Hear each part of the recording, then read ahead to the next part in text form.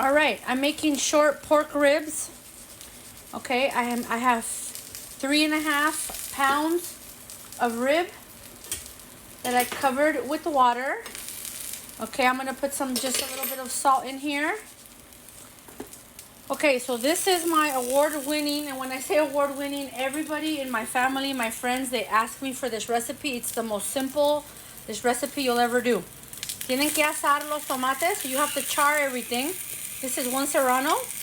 I have like 5 or 6 garlic because they're really, really small. So use 2 regular size garlic. Okay, this is about 1/4 of an onion. And I just put these here, and we're gonna wait until these are black all around, and these are not hard anymore, they get soft. Okay, this is it. It's very, very simple. If you want it really spicy, you can add another serrano, or you guys can use jalapenos. But people ask me for this recipe all the time. My family loves this recipe, which is why I'm making it today. So I have 2 large Roma tomatoes and then 3 little ones. So really you can just use 3 large Roma tomatoes or 4 regular size Roma tomatoes, 1/4 of an onion, 2 cloves of garlic. These are really small, that's why I have, and then I have 1 serrano to start with. Okay, so my ribs have been cooking for about 35 minutes. I want to let you guys know I bought this meat at Cardenas, which I normally don't shop there, but I was in that area, and I want to tell you, so usually right around here, the fat, the thick fat, kind of like this right here. I usually take spoonfuls and spoonfuls of fat out, and this had like nothing to take out. I'm very, very satisfied. So you're gonna cook, again, this is 3.5 pounds of meat. You're gonna cook this at least 35 minutes before adding your sauce. I'm gonna take some of this liquid out, and so here are my mushy tomates. This is what you want. You want them juicy. I took the garlic out first because if not, then it burns. So this is gonna go straight into my blender.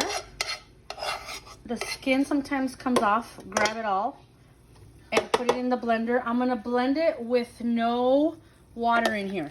Okay, since I already have my, everything else is in here. Okay, and I'm gonna add a little bit of salt to this. Let me see. I already added salt to my meat, so I'm just gonna do very little here, and then I'll taste it later. I'm gonna go blend this.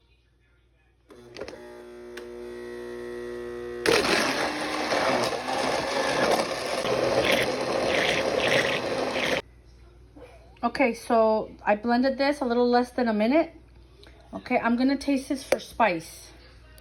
So this is where you would put in another, char another pepper and put one in here.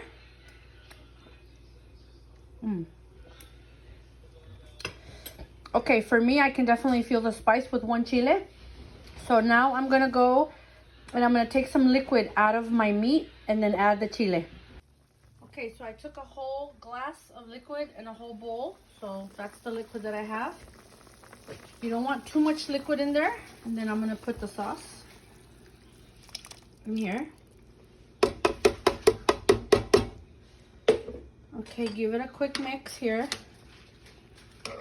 And then cover it. And then in 5 or 10 minutes, we're gonna come taste it for salt or chicken bouillon, okay? Okay, so it's been like 10 minutes. My liquid was like up to here. Now it went down. My sauce has thickened. It's gonna continue to cook. I tasted it for salt. I'm gonna add some chicken bouillon. It still needs a little bit more. So I had already put salt in it when I went to boil it. And so I'm just gonna add probably like 1/2 teaspoon. You have to taste the sauces, remove it, and make sure it's, look, here's mine. Remove it and make sure it's not hot when you taste it. If you taste it too hot, you're gonna think it needs more salt. Okay, usually it doesn't. Okay, and that's it.